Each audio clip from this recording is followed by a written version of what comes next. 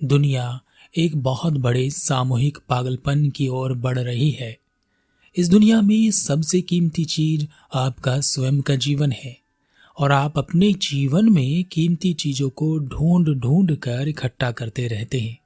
और यह भी सत्य है कि आज तक इस दुनिया में जिस किसी ने भी जो कुछ भी कीमती इकट्ठा किया है, वह कभी उसका आनंद नहीं ले पाया है और ना ही अपने साथ उसे कहीं ले जा पाया है। हमारी पहली सांस और आखिरी सांस के बीच में जो जीवन है वही कीमती है। यह हमें समझ में नहीं आता। किसी को मार देना और किसी के लिए मर जाना, जीवन को खेल समझना ही सबसे बड़ी मूर्खता है। यह एक मौका है जो सौभाग्य से आपको मिल गया है। पर आप अगर लोगों से पूछेंगे तो वह कहेंगे कि मेरा तो जन्म लेना ही दुर्भाग्य है। जो लोग अपने जन्म को दुर्भाग्य की तरह देखते हैं, उनके जीवन में कभी वह सौभाग्य नहीं आएगा जिसके लिए यह जीवन धारण किया गया है। वास्तव में जीवन इतना कठिन नहीं है जितना कि हमने उसे बना दिया है। हमारे पास केवल हमारा होना ही बहुत है इस दुनिया में सब कुछ जानने और प्राप्त करने के लिए, पर हम ही हमारे पास नहीं है। यहीं से सब गड़बड़ हो रही है। हमारे अलावा हमारे पास सब है और हम उन सब की परेशानियों को उठाए घूम रहे हैं। उन सब के विचार हमारे पास हैं और इसलिए हम हमेशा दूसरों के बारे में ही सोचते सोचते मर जाते हैं। एक कहानी है, आप शायद इसके माध्यम से कुछ समझ जाएं कि मैं क्या कह रहा हूं। एक व्यक्ति बहुत परेशान था। बचपन से लेकर जवानी तक वह मुसीबतों में फंसा रहा।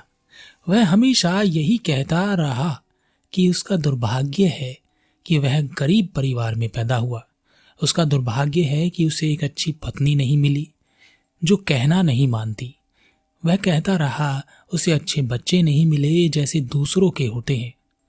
अपनी गरीबी के लिए वह हमेशा अपने माता पिता को दोष देता रहा। अपने कामयाब ना होने के लिए वह अपनी पत्नी को दोष देता रहा। पर कहीं ना कहीं वह चाहता था कि उसके बच्चे अच्छा जीवन जिए, वह उसकी तरह ना बने। घर परिवार के झगड़े, कलेश और बाकी सब की वजह से वह जीवन से ऊब गया था। उसे लगता था कि सबसे कठिन काम है जीवन जीना। जीवन से आसान उसे मौत लग रही थी। पर याद रहे, जीवन हमें तभी तक बुरा लगता है जब तक जीवन हमारे पास है। जिस दिन मौत की आहट भी हमारे पास आती है ना, तो जीवन को हम बहुत जोर से पकड़ लेते हैं। फिर हम इसे छोड़ना नहीं चाहते, पर मूर्खता के कारण हम कुछ ऐसा कर बैठते हैं कि जीवन छूट ही जाता है। तो ऐसी गलती कभी ना करें, क्योंकि आपके पास वापस आने का कोई मौका नहीं है। ऐसे ही एक दिन वह अपनी पत्नी से किसी बात को लेकर नाराज था। नाराजगी झगड़े में बदल गई और झगड़ा इतना बढ़ गया कि सभी परिवार वाले उसमें शामिल हो गए। उन सब के शामिल होते ही वहां एक ऐसी स्थिति पैदा हो गई कि जैसे सब एक दूसरे के दुश्मन हैं और आज एक दूसरे को मार ही डालेंगे। वह व्यक्ति जैसे पागल हो गया और उसने कहा, आज मैं सब खत्म कर दूंगा। यह कहते हुए वह गांव से बाहर निकल गया, जंगल में पहुंच गया। उसकी सांसें बहुत तेज चल रही थी और वह कुछ करना चाहता था। याद रहे, जब आप क्रोध में हो और आपकी सांसें तेज चल रही हो तो उस समय कुछ नहीं करना चाहिए। जो हो जाए अपने आप को रोक लो, पछताने से अच्छा है। उस व्यक्ति ने वहां देखा कि एक गुरु जोर जोर से हंस रहे हैं। वह उन गुरु के पास गया और कहा, आप इतना क्यों हंस रहे हैं? गुरु ने कहा, मैं तुम्हें देखकर हंस रहा हूं, तुम्हारी मूर्खता को देखकर हंस रहा हूं। क्या मरने का इरादा रखते हो? तुम जिसके लिए भी मरना चाहते हो उन्हें कोई फर्क नहीं पड़ेगा। थोड़ा फर्क सिर्फ तुम्हारे माता पिता को पड़ेगा, बाकी सब अपने जीवन में मस्त हो जाएंगे। व्यक्ति ने कहा, गुरुदेव, आप जानते नहीं हैं मेरी स्थिति क्या है। आपका क्या है? आपके पास ना कोई जिम्मेदारी है, ना आपका कोई परिवार है, तो आप क्या जाने मेरी परेशानी, मैं किस स्थिति से गुजर रहा हूं। गुरु ने कहा, अच्छा ठीक है, मैं समझता हूं कि मैं नहीं समझ सकता कि तुम किस स्थिति में हो, फिर भी तुम मुझे बता सकते हो कि तुम क्या चाहते हो। शायद मैं तुम्हारी मदद कर दूं। व्यक्ति ने कहा, मैं बस मरना चाहता हूं। इतना कहते ही गुरु ने उस व्यक्ति की गर्दन पकड़ ली। गुरु शरीर में हष्ट पुष्ट थे, तो वह व्यक्ति अपने आप को छुटा नहीं पाया। उसके प्राण उसकी गर्दन में अटक गए। वह कुछ बोल नहीं पा रहा था, कर नहीं पा रहा था, बस मरने ही वाला था कि गुरु ने उसे छोड़ दिया और कहा, अब बताओ कि क्या अभी भी मरना चाहते हो। व्यक्ति ने कहा, आप पागल हैं क्या? मैं मर जाता तो? गुरु जोर से हंसे और कहा, पागल मैं नहीं हूं, पागल तुम हो। मैंने तो तुम्हें छोड़ दिया, पर यही कोशिश अगर तुमने खुद पर की होती तो शायद तुम अपने आप को बचा भी नहीं पाते। वह व्यक्ति घुटनों पर बैठ गया और गुरु के सामने हाथ जोड़कर बोला, गुरुदेव, जीवन इतना दुखदाई क्यों है? जीवन में इतने कष्ट क्यों हैं? गुरु ने कहा, क्या तुम्हें तैरना आता है?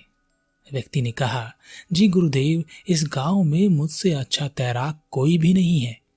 गुरु ने कहा, बहुत अच्छे, चलो मेरे साथ।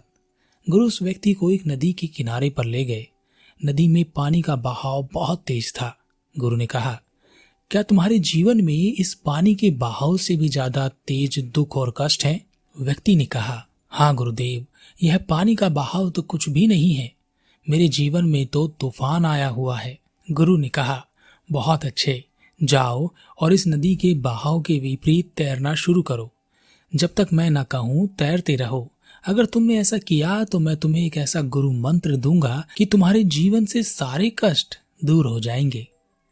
व्यक्ति बहुत खुश हुआ और वह नदी में कूद गया और धारा के विपरीत तैरने लगा। काफी देर तक तैरने के बाद गुरु ने कहा, अरे तुम तो वहीं के वहीं हो, थोड़ा तो आगे बढ़ो। उस व्यक्ति ने और जोर लगाया। वह थोड़ा सा आगे बढ़ा, पर अगले ही पल वह फिर से पीछे खिसक गया। गुरु ने कहा, अरे तुम अभी भी वहीं के वहीं हो, आगे बढ़ो। उस व्यक्ति ने फिर से जोर लगाया और वह थोड़ा सा और आगे गया, पर थोड़ी ही देर में वह फिर से पीछे की ओर खिसक गया। गुरु ने कहा, अरे तुम तो पीछे चले गए, कम से कम वहां तो रहो जहां तुम थे। उस व्यक्ति ने फिर से कोशिश की और वह जैसे तैसे करके वहां पहुंचा जहां वह पहले था। गुरु ने कहा, अरे कम से कम थोड़ा तो आगे जाओ, तुम्हारे तैरने का क्या फायदा हो रहा है? अभी तक वह व्यक्ति थक गया था, अब वह डूबने लगा। वह चिल्लाया, गुरुदेव बचाओ। गुरुदेव तुरंत ही नदी में कूद गए और उसे बाहर निकाल लाए और उस व्यक्ति से कहा, क्या हुआ? तुम तो बहुत अच्छे तैराक थे, तब भी नदी में आगे नहीं बढ़ पाए और वहीं के वहीं डूबने लगे। व्यक्ति ने कहा, गुरुदेव, नदी की तेज विपरीत धारा के विरुद्ध कोई कैसे जा सकता है? उसके विरुद्ध जाना मूर्खता है।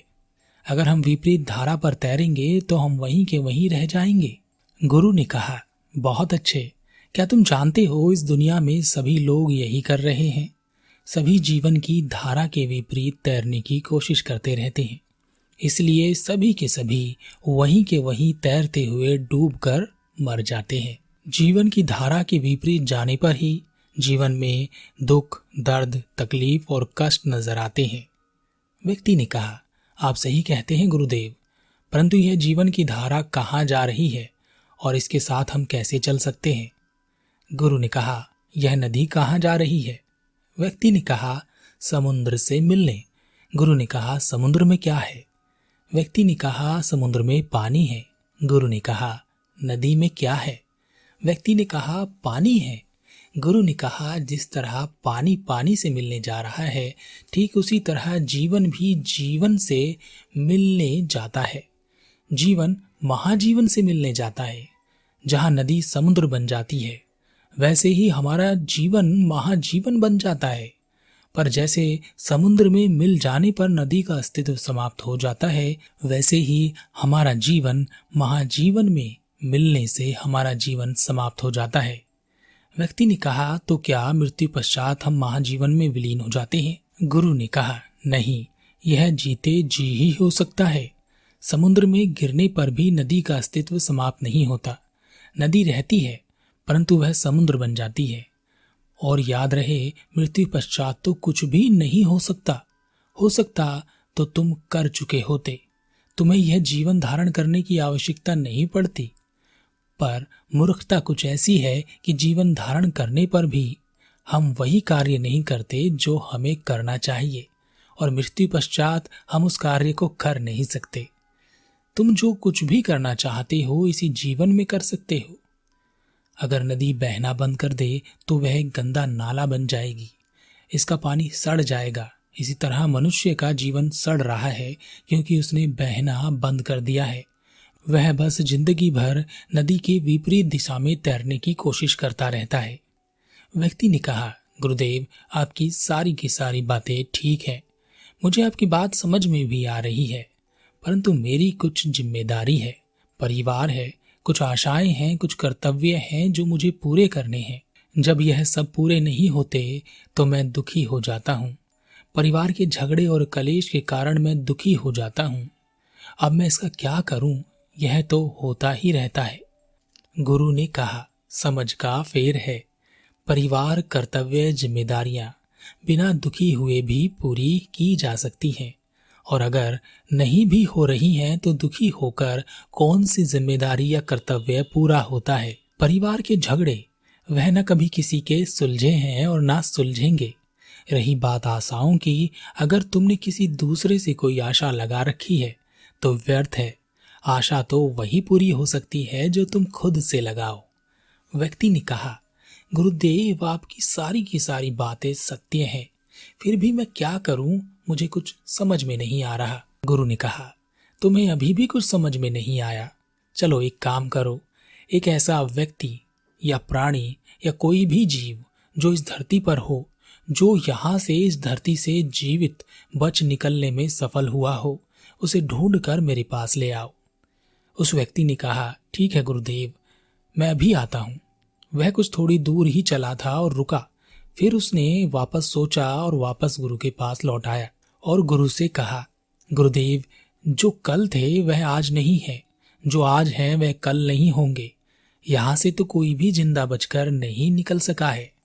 गुरु ने मुस्कुराते हुए कहा, तो क्या तुम यहाँ से जिंदा बचकर निकलने की सोच रहे हो? जहां से तुम जिंदा बचकर जा ही नहीं सकते, वहां तुम किससे डर रहे हो? अपनी जिंदगी के यह सभी डर उतार फेंको। यहाँ तुम जीवन जीने आए हो, ना कि दुख उठाने। यहाँ पर जो जीवन तुम्हें मिला है, अगर तुमने उसे ही ना जिया तो क्या जिया? खुश रहो, आनंदित रहो। जीवन का आनंद दुख और सुख दोनों में है। आशा केवल अपने आप से लगाओ।